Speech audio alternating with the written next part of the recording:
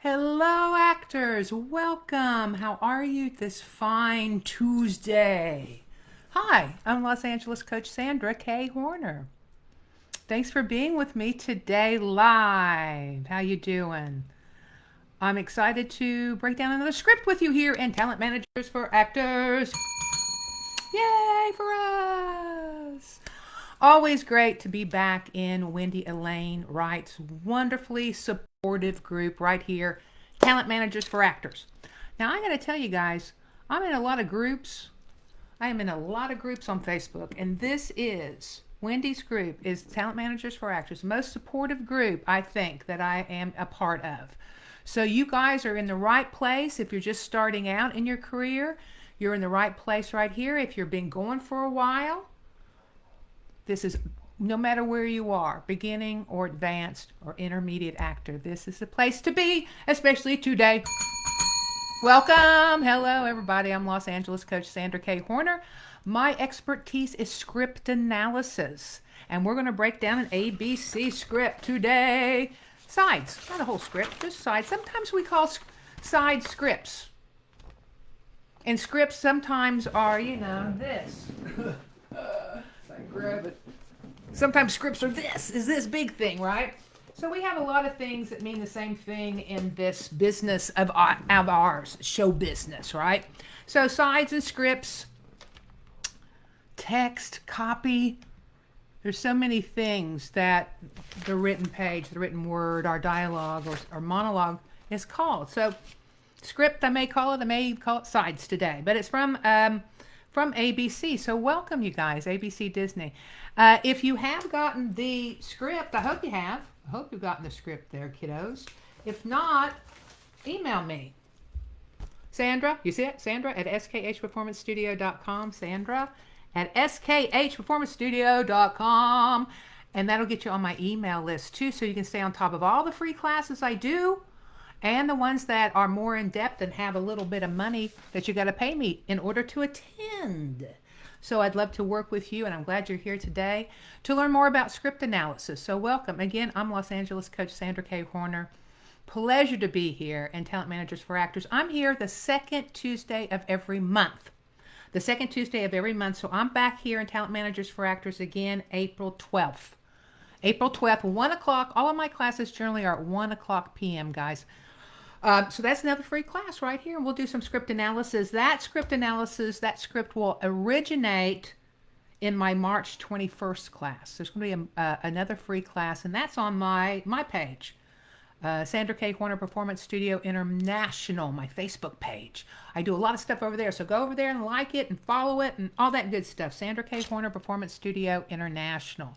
So we'll start with our script there. It may be a monologue. I'm not sure what we're gonna work on next time in our script analysis. So we'll start on my page and we finish up right here on Wendy's page on Talent Managers for Actors, which is what we're doing right here because we started this script actually in February. And we started discussing it and coming up with questions, and I can't wait to hear what some of the questions and answers you've come up with. So what we'll do on March in the new script, we'll come up with some questions, and then we come over here and answer some of the questions, and I'll walk you through what we've gone through, and we'll read the script here in just a second. So anyway, I'd love to have you that, and also meditation. We just meditated yesterday, the first Monday of every month. Meditation free on my page. Come meditate. We do great things. We visualize, bring in really good things for you, calm you down. These are anxious times we live in, aren't they? And we put peace in those meditations, and I don't hang on to them. You won't be able to go to my page and find those meditations because I release them out. I release them to the universe. So we meditate because I want your visualizations just to go out. So if you're fortunate enough to be home at 1 o'clock p.m., the first Monday of the month, my time out here in Los Angeles, come meditate with us. I would love to have you. So welcome, everybody. Welcome. I want to jump into what we're going to be doing today, and then we'll talk about some of the other things I've got written down here on this page. Now, as I said, this script is from ABC Disney. I've had this for several years. And what it is, and what I want to turn you guys on to, is ABC, Warner Brothers, NBC, I'm sure CBS, I'm sure all of them. And there's a lot of studios that do too. They have showcases for actors and writers, and fellowships for writers just starting out. I just saw ABC's, they accepted, looks like maybe 12 under their fellowship, their writing fellowship. It seems like it's a really good program for people who are younger, and this is for ethnic diversity, you guys. So that's what they're looking for when they're looking at you guys. So look for these showcases and go into. And a lot of times they've listed on Facebook. Sometimes you just Google Warner Brothers Showcase or Warner Brothers Fellowship or Warner Brothers Actors Showcase, or just start with that, and you'll begin to, all of these things will start popping into you. And so what this was some of my students were auditioning for it. And at that time, it was a self-tape. I think this was like 2017 or something. It was a while ago. And we worked on several of these scripts right here in Talent Managers for Actors. And this is one more which I really like this script. And this feels, I don't know about you guys, but this feels very Disney to me too. They had some in these groups, excuse me, that were a little bit more PG. And this one I think is definitely something that is a little more G-rated too. For if there's some teenagers out there watching, this is good for you guys. So don't scurry away and stay here with us as we begin to dive into this script. So anyway, look into those showcases, look into those fellowships. There's all kinds of opportunities out there if you guys begin to look. And then you can create opportunities for yourself. And I talk about that in my 12-week class, marketing. So it's a 4-part system: script analysis, auditioning, marketing, and meditation, right? And the marketing end of it is what I do with you guys, is to teach you ways of networking and ways of getting out there and getting known that's beyond Actors Access, beyond your agent and manager, beyond those kind of things. So you feel like you are the salesperson, which is what you are. And this is the product that you're selling. And it's different than any other product. But there's a lot of blondes out there that look like me. So there is a competition within what I do. So the more things that I can do that the other blondes can't do, the more I beat you out of the competition of what's going on here. Now, I know we're all special snowflakes, but when you sit in an audition room, as many of you probably have, and you look around and there's 7 or 8 people that kind of look like you want some great strong technique under your belt so you can beat them out. Where's my belt? Okay? And so when you begin to work with me, see how marked up my script is? This is what you'll learn. If you don't already know how to do that. Okay? That's just the beginning. I haven't even done intention work, which intention work is what Robert Lewis says the most important element of the acting craft: intention. What you want. What you're doing under the line. So the subtext, the verb, objective.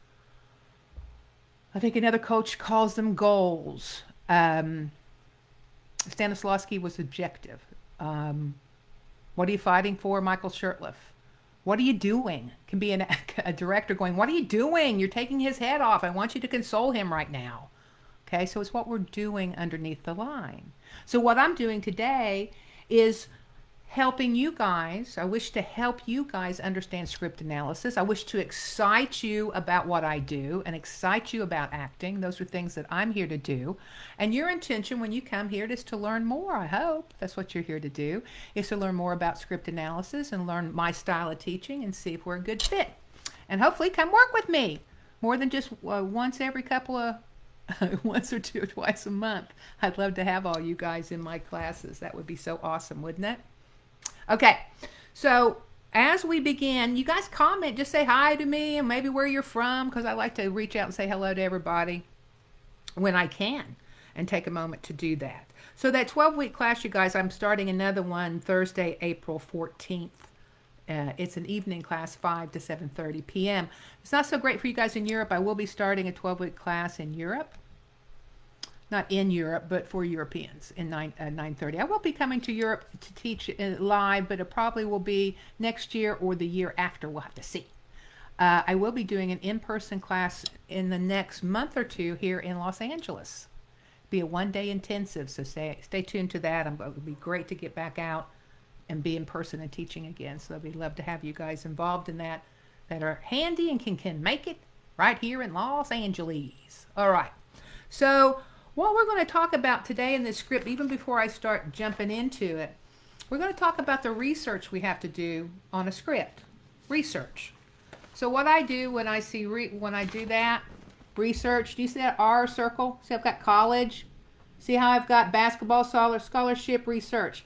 This is a privileged college, and I get a feeling it's a private school, so it's going to be a small private college that has some type of emphasis on basketball. So I would research this and to see if that's, where I could find a college that's close to what this might be and make it that college. Whether it's in Michigan or Rhode Island or wherever you've researched that you feel that this college is. So researching is the very first thing we do. Not the very first thing. We read a script and we beat out a script to begin with. Because reading and beating, you can pretty much see major beats as they come.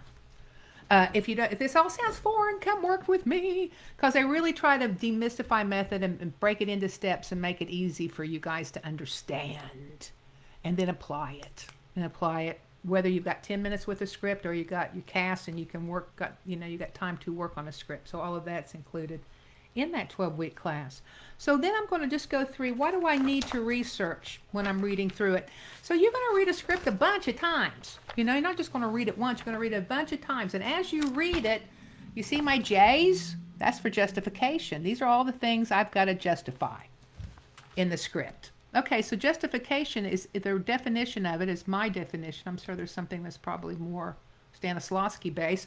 But justification is to give yourself a reason for why you say what you say and why you do what you do. Very simple. To give yourself a reason for why you say what you say and why you do what you do. So that is why we do character background work. And if you don't know what that is, come work with me, because it's what creates the character. Your character comes out of character background work. Okay, guys? And we do character background work to justify the script. So I'll understand why, if I was going out for Greg, why I'm a coach. Well, how did I get into coaching? I have to justify that. So I'm justifying also, if I'm doing research on the college, that will also help justify it to me. Because if I decide that this college is in Rhode Island, some little small college in Rhode Island, then I'll probably make Eddie from that area maybe. Or maybe he's not. It's a scholarship, so maybe somehow he, came from Arizona. And now he's in Rhode Island, which makes him feel even more like he doesn't fit in. I don't know if that's based on the text, if we can make him out of the state or not. We'll have to double check on that. That's just something I'm throwing out. I'm just throwing out there. So we develop the whole character through character background work, but it first starts with, what do we need to answer? What questions do we need to answer? And one of the questions, where we're just talking about, where did he go to school? Where is this school? And then we'll talk a little bit more about that in just a second, about Eddie and everything that's going on.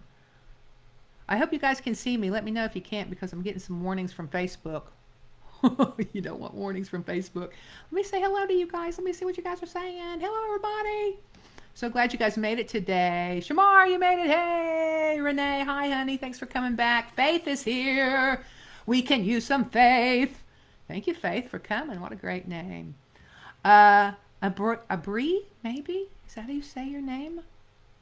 Abri, maybe. That's pretty. Hi, honey. Thanks for coming. Teresa.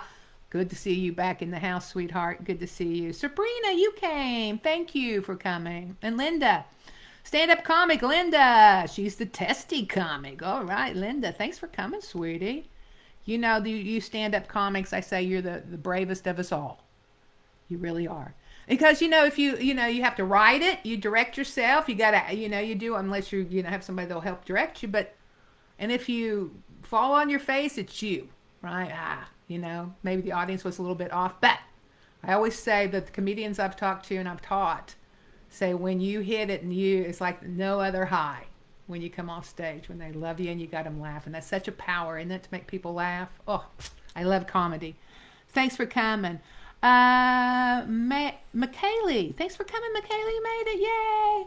Angelica, am I saying that right? If I'm saying your name wrong, I'm real sorry, and you can phoneticize it to me. Katrina's back. Hi, Katrina. Thanks for coming. Claire made it. All right, Claire. Janice from LA. Hey, Janice. Thanks for coming. Jimmy from Northridge. We got some LA people in the house today. Magdalena. Is that how you say your name? What a pretty name. From Romania. Hi, honey. Thank you for coming. We're sending big prayers to your area over there. We really want peace. I know you do too. Stephen or Stefan, maybe. How are you? Thanks for coming. Chelsea, is that how you say that name? Maybe it's spelled differently than I noticed it. But hi, honey. Thanks for coming in from Baltimore, Maryland. Oh, thanks, Teresa.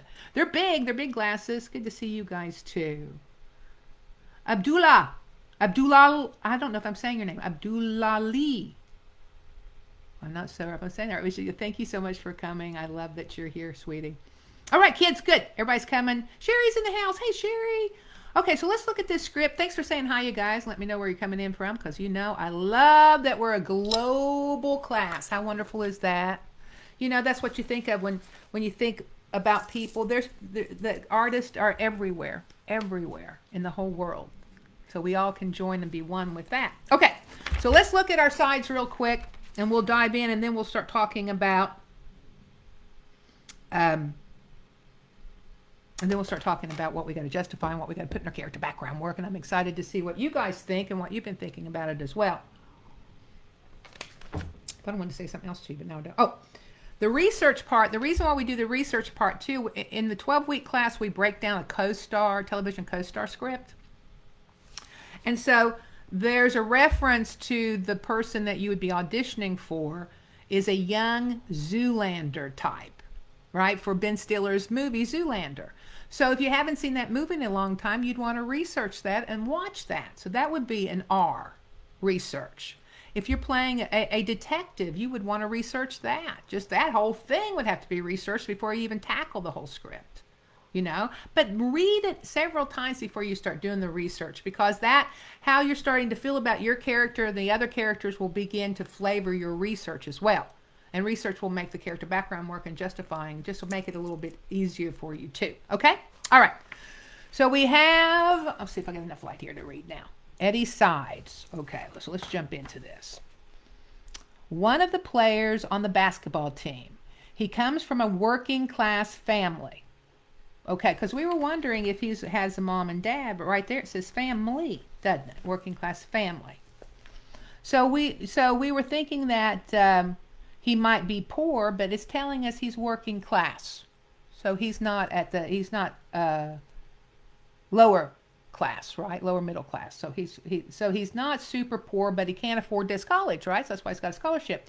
And attends a private school on a basketball scholarship. So it's not only our dialogue that feeds us, what other people say about us feeds us. This feeds us. Our action or stage directions feed us. We read everything as an actor. And as actors, we read very slowly. Okay? Because we want to envision everything we can. We also want it to kind of filter through, do I have to research that? Do I need to justify that? What questions does that bring? Because the questions that come up from the script is what we justify through character background work. The questions that come up from the script is what we justify, giving ourselves a reason for what we say and do through character background work. So the question that comes up, what college did he attend? Once I know that, it helps me. You guys see where I'm going with all of this, with the questions that come up? Okay, let's keep going. Interior, INT means interior, EXT means exterior. Gym, afternoon. An emotionally exhausted Eddie talks to his coach, Greg. Okay. And I might have some questions for Greg. We're going to concentrate a little bit on Eddie, but if things come up for Greg, it's just good practice for us to think about that here in this class. Greg goes, you all right? I'm okay. What's going on with you, Devin? Nothing. You're supposed to be on the same team. I see you going at each other. Eddie says, I'm just tired. I'm tired of him. Everything's easy for him. Basketball's easy. School's easy. got a BMW when he turned 16, wrecked it when he was 17, and got a new one when he was 18. Does he make fun of you because you're trailer trash? It's cool, man. You can say it. Is that real? You really think that about yourself? No. Does Devin say things to you? Devin doesn't have to say anything. He doesn't have to. Every time he blows past me, driving for the hoop, every time he's rolling in his ride and I got to take the bus home. Okay, so right there, take the bus home. I'm trying not to stop. I'm trying to read the whole thing, but this just occurred to me. I got to take the bus home. So that means, well, not necessarily. Home could be the dorm, couldn't it? But it feels like he's living at home. It feels like this college. You guys can let me know what you feel. Because that's what we go to. Sometimes it feels like something. It feels like a small college. It feels, well, private school. Okay. I got to take the bus home, which makes me feel like this. He lives with it, possibly with his parents in this town where this college is, right? But you can make it that when he says home, he's talking about his dorm, because it doesn't really say. So your imagination, whatever you say is true unless it goes against the writer. What we do with character background work is we fill in the gaps the writer leaves for us. Okay? So we can't make this school that Eddie attends one of the big 4 schools, right? Because it says in the writing that it's a private school. Even if it's in the stage directions up here and he doesn't say anything, neither one of these characters say anything about it, the writer has said here in the description that it's a private school. We cannot go against that. And why should we? It just adds more work for us to do in character background work. So everything's always based on the writer, you guys, okay, what the writer says. But this is what I'm saying here, and I got to take the bus home. It depends on what he feels is home and what you think is home. Whether he lives in the town with his family where this small private college is, or he's calling his dorm or his off-campus apartment or whatever his home, okay? He's got trainers coming to his house on the weekends, and I'm working a minimum wage jobs, plural, just to help pay for school. Okay, so it's a partial, it's not a full scholarship then, is it? If any of you guys have been on a scholarship like this, please chime in and let me know. Do you still have to pay for books and your food and all that kind of stuff? Or are there scholarships that completely cover everything? Okay? Just have to pay for school. I don't fit in here. I don't belong here. There's nothing going on with me and Devin. Nothing that's not going on with me and everybody else at this school. Does it bother you? Are you serious? No, excuse me, you serious? You know what it's like to look around every day and know you're not like everybody else. You don't have what they have, and you're never going to get what they got. You're different. And that's how it's always going to be. Is there something else going on? Do you need to talk to your counselor? I know you're trying to look out for me, appreciate it, but if it's not about basketball, it's not your business. Okay. Eddie's got a little bit of a chip on his shoulder, doesn't he? Yeah, okay. Chip, see, I'm going to write that down, chip on shoulder. And that's it, he doesn't fit in. And you can think about it, if you were playing Eddie, you can think about times in your life that you felt like you haven't fit in. Maybe there's places that you've been that you haven't really fit in and you feel awkward. And we've all had those moments. And if you haven't, you will. And that's why we live those moments fully as actors, because we can draw from them. No matter how messed up, whatever you're going through, as an actor, there will be a moment that you'll come out of it and go, I can use this someday in my acting, no matter how screwed up it is. I may be able to draw on this someday for my art. Writers too, we go to the places that we've lived as well, haven't we? Everybody does as artists. I was thinking in the last class too that maybe Devin is not as good a player as Eddie, because it doesn't say if Eddie, how much Eddie is practicing outside of college practice, right? But we do know that Devin is got trainers coming over to his house working. So what I was talking about last week is the rivalry between those two young men, could be that Devin knows Eddie's a better basketball player than he is, and so he's jealous. So he's fouling him and elbowing him and stealing the ball from him or doing stuff that's messed up and that's not showing teamwork. Because our big question here, kiddos, is what happened between Eddie and Devin to make the coach get involved? An emotionally exhausted Eddie talks with his coach. You all right? I'm okay. What's going on with you and Devin? Nothing. You're supposed to be on the same team. I see you going at each other. So that's we have to justify that. So they're going at each other. So it's just, so it's just like, get out of my way. They're, just kind of talking smack, or what? What is that? So I would need to know exactly what is going after each other.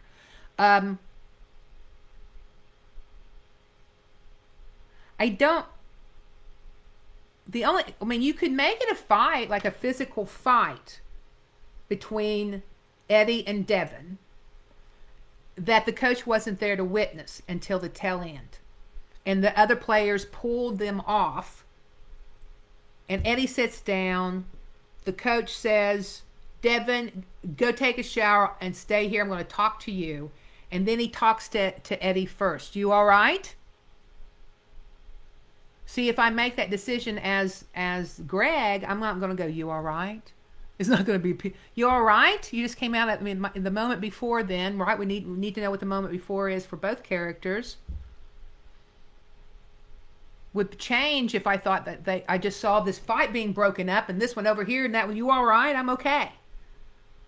And maybe as a coach, I favor Eddie over it, because maybe as a coach, if you start doing background work on Greg, maybe he came from a working class family and he relates to Eddie.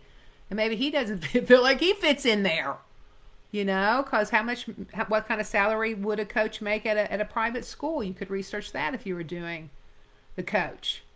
Unless he has a legacy and has, money coming in from other things that he's done as a coach and a professor, but generally they're not making a lot of money, right?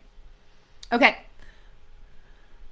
Here's some things that just came up last week too. I wanted to see what you guys were thinking too. So be typing in your questions and answers right now as I'm talking, you guys. I love to hear your comments of what you've been thinking about on this script. Does Eddie feel supported by his family? Because he's working some jobs. What are these jobs he works? So I've got Jay's over here on this monologue of Eddie's. His minimum wage jobs, what are they? So he can pay for school. What does he have to pay? Again, books, food. What's he paying for at school that the scholarship's not covering? Then I'm still in that monologue, guys, looking at what to justify. Again, where's home? Is home the dorm? Is home actually back home at his place? As Eddie, we're going to want a new place of birth, like where than ours. When I say new place of birth, different from yours. Who are his parents? Does he have siblings? Was his dad a great basketball player and started shooting hoops, gave him a basketball when he was 2 years old? How did he get into being basketball? How did he get into being really good? Did he see that as a way out of working class and getting to college? What is his major? What's he majoring in? What's his grade point average? Is he a good student? Do you see what I'm saying, guys? All of that stuff would be what you begin to develop when you start to work on Eddie. Now, if you have this script overnight, you're not going to be sitting there writing, 20 pages of character background work. You don't have time. So you just want to, justify your main moment before, moment after. Because your moment after will give you urgency, you guys. Stella Adler says you should know where your character's been and where they're going. We spend so much time on that moment before, so because we want a strong entrance and we want a strong exit. But a lot of times you'll watch, even on television and movies and just stage, that people won't go where they say they go. They don't have an exit line. They have an exit line, but they don't have an exit intention. You don't really believe they're going wherever they say they're going. They just kind of meander off. So that's why we want our moment after. Where are you going when the scene ends? because you would know in real life. Right? I used to kid my actors when we talked about this in class. It's like, you don't go outside the door here and wait till class starts, next week and come back in. Right? You got a life. You go do. You live. You go. You got to do things you got to do. And that will help you with urgency. So if you ever get a note that the pacing's slow and it's not urgency, look at your moment after, where you're going after. Okay. So, I don't know. How does he know that, Devin's got these trainers coming to his house? Now, I can see how he knows about the BMW. That probably is talk, and you can see that the car got wrecked and a new one comes. And, I mean, that's not hard. Eddie's an introvert and he's shy. They tell us that, right? Quiet and introverted. I was trying to think about what a quiet introvert might do. Be a pharmacist? What do you guys think what he would want to do with his life? I don't see him wanting to be a coach or anything, because he's got to be kind of outgoing to do stuff like that. So I'm not sure about that. So we want to know what his jobs are, what he's got to pay for school. How long has he been going to school here? I don't fit in. I don't belong here. I just feel like he's almost like a freshman even. I don't know what you guys think. It feels like he's trying to adjust to it. Or there's nothing going on with me and Devin, nothing that's not going on with me and everybody else at this school. So what else is going on? That's another justification I have. What's everybody? Is it just everybody is so privileged and so wealthy that he just doesn't fit in at all? I can't wait to see what you guys are going to say about this. So keep typing. I'm just going to keep talking for a minute. I talked about the next line. You serious? You know what it's like to look around every day and know you're not like anybody. You're not going to get what they got, all that kind of stuff. Well,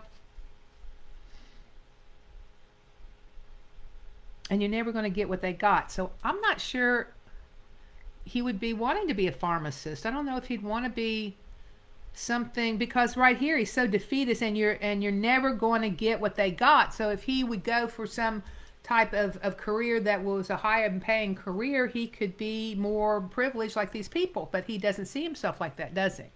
He's depressed, he's angry, he feels outcast as well, doesn't he? Is there something going on? Do you need to talk to a counselor? We have to justify that in a way, because it leaves it too with Eddie going, if there's something going on, it's none of your business unless it's basketball. But I think what too is going on, he just feels so outcast. Outcast. That's such a strong. Okay, yeah. Where are the jobs? What are the jobs he does? Yeah, feels like he's never going to get ahead. And he's a right to the point type of talker, Eddie. Especially, he doesn't mince words. He gets right to the point. You can tell that especially on the ending. I know you're trying to look out for me. Appreciate it. He doesn't go, I appreciate it. Appreciate it. But if it's not about basketball, it's not your business. It's not any of your business. No, it's not your business. So the way that Eddie is written is very clipped and to the point. So that helps us to develop the character too, just the way it's simply written on the page. This film script we break down in is the sides. In the end of the 12-week class, and then we break it down to working a close-up in the intermediate class with it. There's a conflict between a detective and a lieutenant, police officers. And Sandy, sometimes the actors will want to paraphrase and say, Sandy says, is very straight to the point too, this detective. And he says, right? This is about Vince and his little conversation with ethics, right? Sometimes actors will say, this is about Vince and his little conversation with ethics, correct? I know the script like the back of my hands too, so anytime they paraphrase, it goes, ah! It's like, like this, like my cowbell. So it really rings off as like not right. But think about that. That's how finite you want to get with your script analysis, guys. Sandy says right, one syllable, not correct, 2 syllables. And we memorize verbatim, word for word. Never ever think that you can, unless the writing is crap and you still respect the writing. That you can ever, off the cuff, generally speaking, be better than the writer who tortured over this for months to write, maybe years. So you show a great disrespect and a great disservice to the writer when you paraphrase, when you think you can say it better than what they wrote. Okay? And a lot of times actors get lazy because then they don't have to memorize it as verbatim. They have to memorize it word for word. So they get lazy and just put it in their own language. I do know what really got me was back in New York when I was studying Meisner, and my Meisner teacher said, if you paraphrase on Broadway, if you paraphrase the writer can sue you for paraphrasing their script. I was like, oh my God, okay. So that made me go, okay. So that's our job, is to memorize word for word. Do you think, especially when you start talking about the great writers like Tennessee Williams, Eugene O'Neill, Neil Simon, you think you actually could write, you could just speak off the cuff better than they could write? I mean, I don't even know if you can write better than they can write, right? So we treat everybody like that. Now here in Los Angeles, they give you a little bit more leeway. So if the writer, the director's there and gives you a little leeway to improvise, of course you can. Of course you can. But that's all off after you've memorized it verbatim. Okay? All right. And I don't like that we have to memorize so much for auditions to kids. When I talk about memorizing verbatim and all that kind of stuff, I'm talking about once they've hired you, they're paying you, and you're supposed to be off book. But they tell you it's a muscle. So the more that you memorize, the more you look at a script, the more you read it, the easier it is. And the more you... Now, Anthony Hopkins, it said that he reads every script 150 times out loud. 150 times out loud. So I'm thinking, yeah. If you read it out loud, think about how many things you would just start to just shine. I've just read this script probably maybe 4 times. Maybe 4 times. And I've seen 2 things today pop out that I hadn't already circled beforehand. So you can see if you're reading something 150 times out loud, and it will help you memorize. The more you read something out loud, the more you're with it. It will help you memorize. I just want to see if there's anything else I want to talk to you guys about justification here real quick, and then I'm going to read what you guys are writing. I can't wait. I'm really excited for you guys to tell me what was going on with Devin. I was talking about a fight beforehand, but I want to see what you guys are thinking about it too. Because as long as it doesn't go against the script, whatever you say is true, whatever I say is true. And that's why it's so much fun to see how everybody's imagination works differently. It's just so cool. Well, obviously Eddie's jealous of the BMW and how easy this guy's got it. Or in his mind, he thinks it's easy. But you never know. Devin could have parents that are super hard on him. And he maybe had to jump through hoops to get that extra BMW and get these trainers that come to his house and all that kind of stuff. I'm sure Devin would prefer not to be training on the weekends and probably having fun. As well as Eddie not having to do a second or third job just to stay in school. Does Devin say things to you? He doesn't have to say anything. So Eddie's just getting eaten up with all this kind of jealousy, isn't he? I'm just looking at what I got here for just a minute. And then I'm going to jump to what you guys are saying. He never is going to get ahead right. Blah, blah, blah. What does Eddie do to college? What grade is he in? Yeah, I was talking about it feels like a freshman, but I want to see what you guys think about it. Okay. Let's see where everybody is. Hello, everybody. Welcome, welcome. So excited to read your comments now. Oh, hey, Sherry from Oregon. Great. Thanks for coming. Oh, Rob, you made it to New Mexico. All right. Claire, you're from France. Get out of here. Welcome, ma chérie. We're so happy to have you here, sweetheart. I know I'm probably bastardizing French, but I love you. Thanks for being here. Unique, maybe. Never weird. Own it. Right on. Abdullah.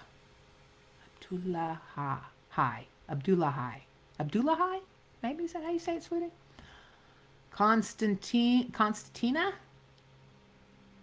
I I love it. I'm sorry if I'm messing your names up, but I do appreciate you guys being here.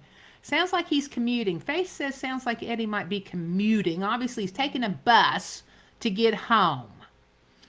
But we wonder how many buses, where, and where the college is. Sabrina, you say it feels like he is living with his family. Yeah, I know. I think it feels like he's living with his family too, to me. It would make it certainly a lot easier, especially if this is a partial scholarship. Basketball scholarship that's not paying for his dorm. Teresa, what do you've got? There are all kinds of scholarships. Okay, from full ride down to monetary amounts. Okay, right. Some also have housing, dorms, or SNP. Yeah, you got your stipends for your food, cafeteria privileges, or stipends from book and supplies, and also may have requirements to maintain them. That's right. You got to keep above a B average, right? But thanks, Teresa. That's very informative. So she was talking about there's all kinds of scholarships. There's full ride. They could give you some money.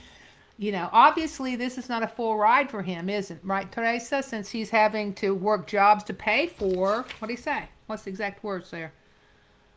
Working minimum wage jobs just to help pay for school.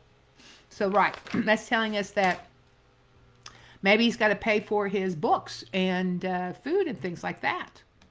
Melvy made it! Yahoo! He says hello from Florida. Hello, Melvy. Sabrina, what do you got? Maybe he is so tired to work so hard every day and still be stuck in the same place while everybody around him seems to have the perfect life. Yeah, I think so. They have everything without having to work for it. Yeah. And that's no fun, is it? To be around that, where you feel like you have to work so much harder than everybody else and they seem like they have been born into the right family, right? Been born into that money. What else you got, Sabrina? Maybe he has several jobs because someone in his family is ill and he also has to help economically. Well, you could put that in there. There's nothing that says that he doesn't have to help with possibly giving money towards maybe rent or mortgage, depending on if they own the house. I am working minimum wage jobs just to help pay for school. I don't fit in here. So it is, in the script, it's basically saying he's working those jobs to pay for school. But if you wanted to add the pressure of someone not being ill at home, you certainly could do that and up the ante for Eddie. I don't think there's anything against that in the script. So you could totally do that. And I could totally see him helping his parents. I feel like he has younger siblings. What do you guys think? His younger brother and sister. I feel like he might be the eldest and they've kind of pushed him towards that scholarship and they want something better for him than what they had. Maybe his parents are high school graduates or maybe they have like a degree in a technical thing and they want him to have a four-year college kind of typical type of degree. What do you think about his parents, you guys? What do you think about him? Librarian. You think he wants to be a librarian, Jimmy? I kind of thought about that too. He could be a scientist. That's kind of a quiet job, an introverted job too. Programmer. Bowico? Bowico? Is that how you say your name? I don't know, but it's cool. I like that. I like the way it's spelled too. Yeah, programmer, IT person. Could get some good money going in there, couldn't you? Writer. Yep, that's a quiet person. Gamer. Yeah, Sabrina, I like that. Gamer too. Math teacher. That's very specific, Melvy. Math teacher. Why math? Why do you think this guy's good with numbers?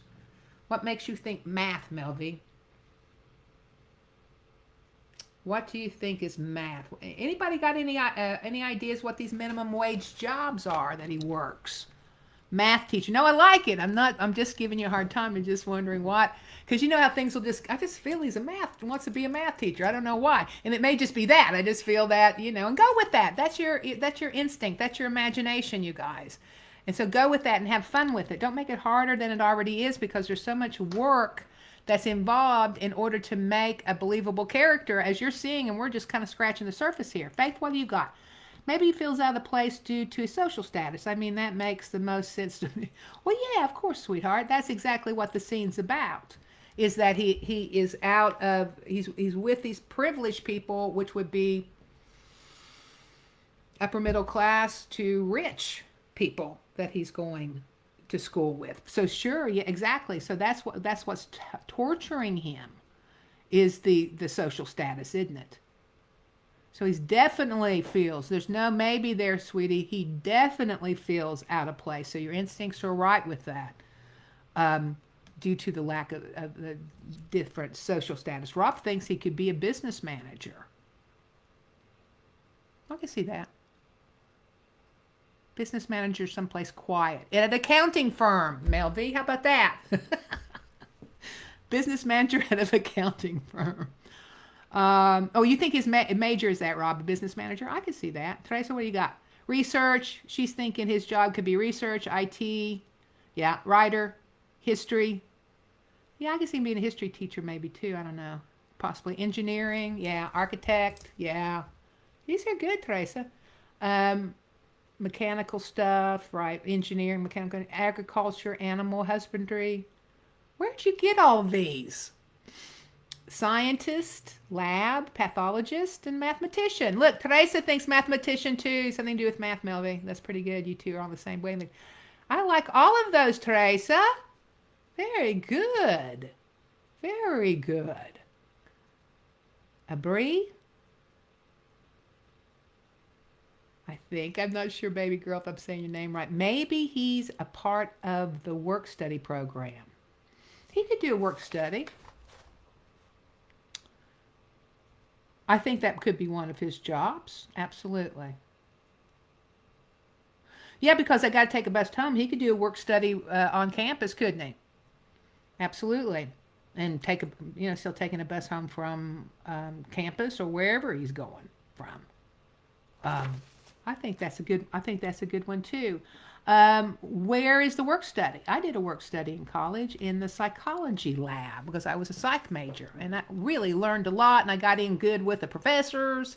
So work studies are they're not bad. But where do you think that work study? Where is it? Is it in the math lab?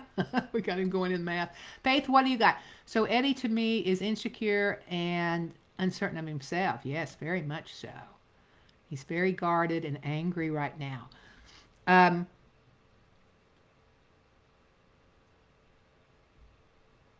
I've seen you go. I see you going at each other. Yeah. So what is that? Going at each other. What's this fight, you guys? I want to hear about the fight. Okay. Faith has a question. Let's see what your question is, sweetheart.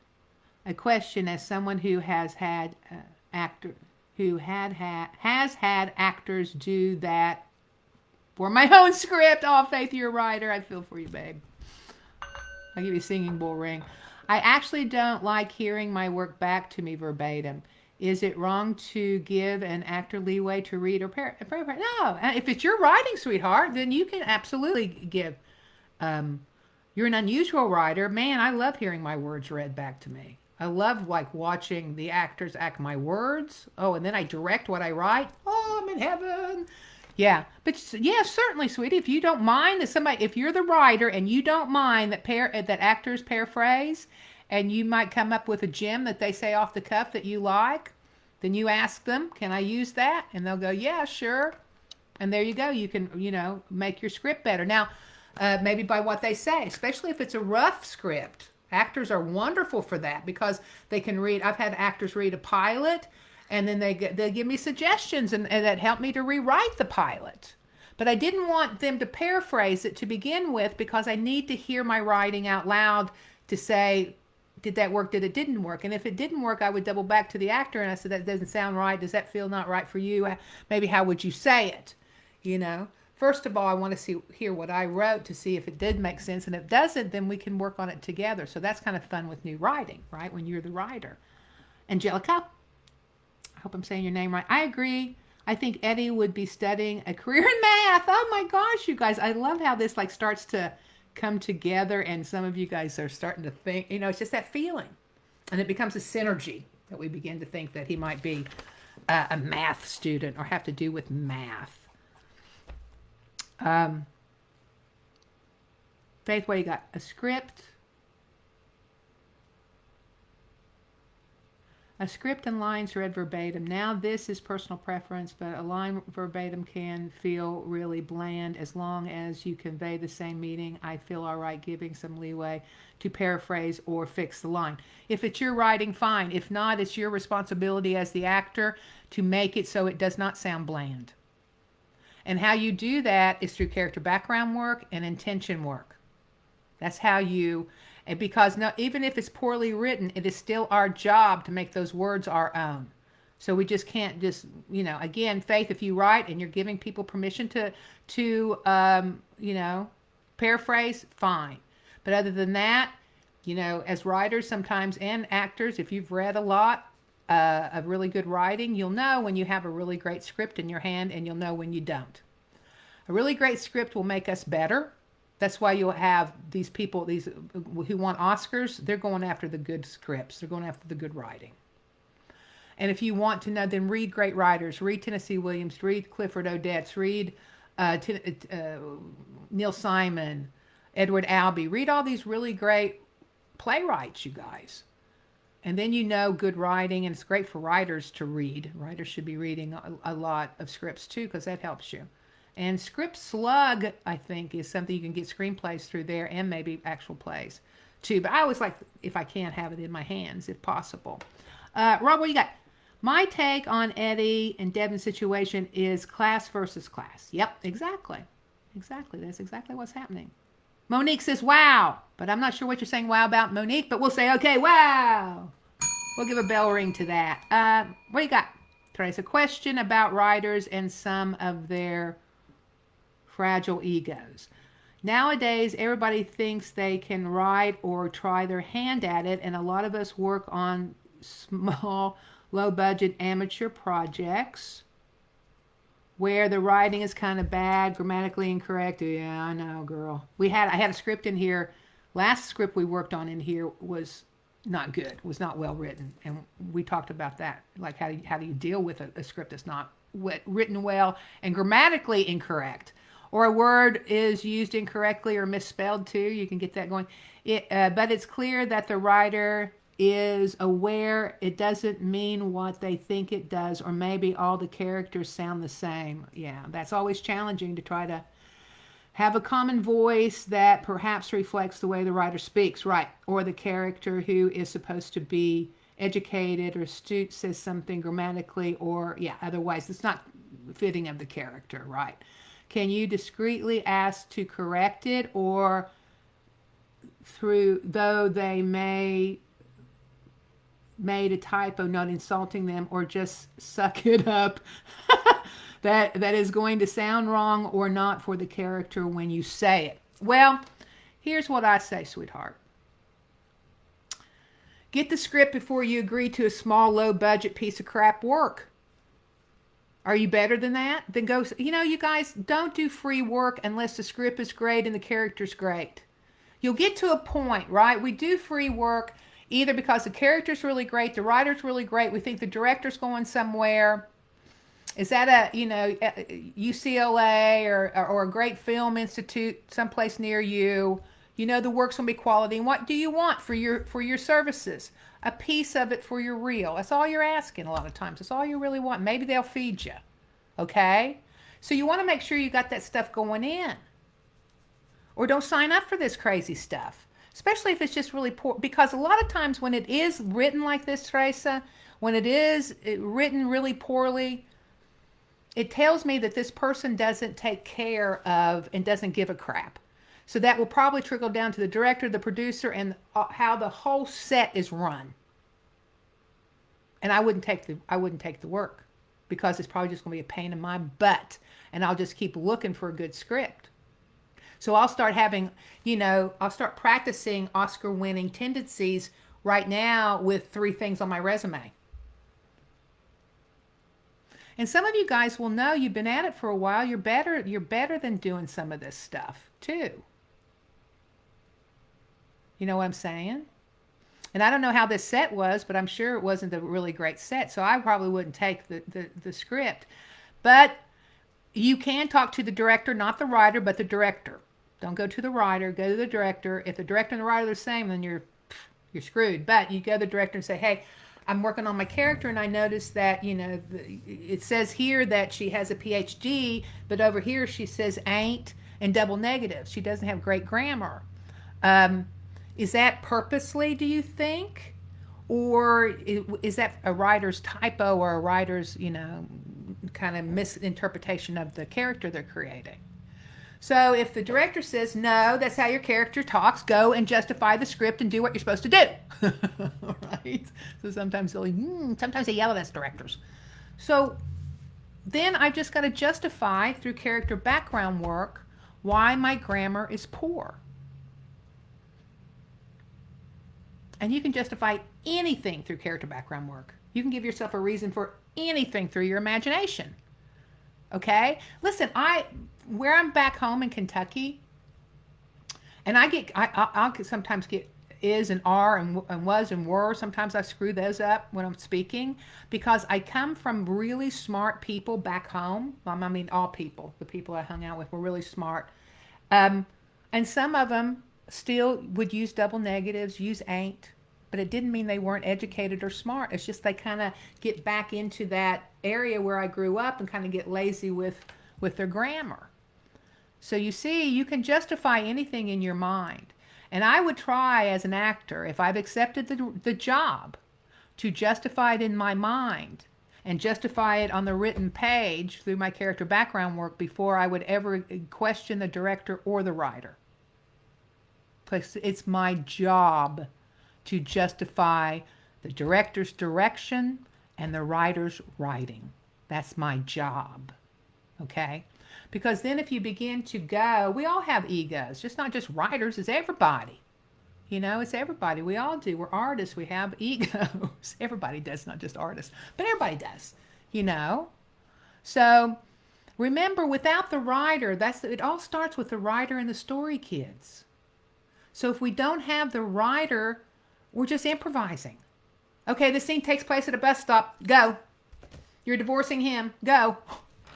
Versus this writer writing this beautiful scene that takes place at a bus stop where two people are breaking up their marriage. So honor the writer, right? Try to do that. And if you cannot wrap yourself around the writing is so poor, there's a nice way to refuse. Like, thank you so much for considering me, but I think my plate's real full right now. Wish you all the best with your project. That's all you say. You don't say the writing sucks. Good luck. You don't, you don't say that to them, right? Right. So I'm tough, Teresa. I'm tough on it, everybody. You got to learn that verbatim. Yeah. What are you saying, Melvie? Yes. Well, I'm going to have to get... Oh, I got to go, you guys. I got to go. Oh, my gosh. Monique, what are you saying? This interesting analysis on the character and background of the character. That's why people like Viola Davis and can play these characters. Yeah, she's fantastic. This is part of the technique I'm sure she uses, too. Good. I'm seeing that you guys have written a lot more stuff, and I love it. Maybe we'll finish this up, you guys. I'll double back and read your comments, but maybe we'll kind of finish this. I'll send you possibly a new script probably for this March 21st. Okay, class that we're going to be doing script analysis on my page, Sandra K. Horner, Performance Studio International. Let's finish that up. So dig in, you guys. Come over there Monday on the 21st, okay, of March. Come over there at 1 o'clock. To my page, and let's finish this up because I know you guys are saying some really good stuff and you got some good points, and I love you. I'd love to keep working on this, and then I'll send you something else and we'll jump into that, and then from there we'll come over here then on the 12th, April 12th, back at Talent Managers for Actors, and finish that script up. Okay? So keep thinking, keep using your imagination, keep being good to yourselves and being positive. Okay? I don't think there's anything else I want to say to you at this point. It's just been a joy. It's just been a joy to be with you today, kids. I got going and my hair got crazy. I was like, ooh, let's talk about writers. Let's talk about good scripts. Let's talk about acting. But anyway, I'm back here second Tuesdays of every month at 1 o'clock, you guys. It's just a joy to be with you. Thank you so much. I hope you'll come meditate with me too. That's free on my page the first Monday of every month. All the classes are at 1 o'clock. Sometimes I do flash classes. And those are generally at 1 o'clock. They're all on my business page, Sandra K. Horner Performance Studio. Follow me there. Follow me on Facebook, Sandra K. Horner, at Sandra K. Horner 2, on Instagram or TPSI, all that stuff. I'd love for you guys to stay on top of all the stuff I'm doing. And thank you for being with me today. It's just been a pleasure. Mwah! Be good to yourselves. Stay around positive people. Okay, sending lots of love from Los Angeles. Bye.